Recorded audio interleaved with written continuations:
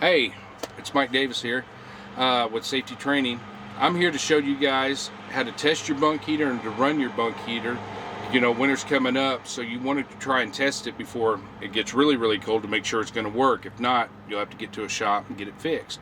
All right, we're going to check our bunk heater to make sure it works. First thing we're going to do is turn the power on. Make sure, right now it's on heater stopped, so that means it's off. Push this power button one more time and it says heater enabled, so that means it's going to run. Your heater should be set for 10 hours. After 10 hours it will shut down. You can set your temperature with the red button or the blue button.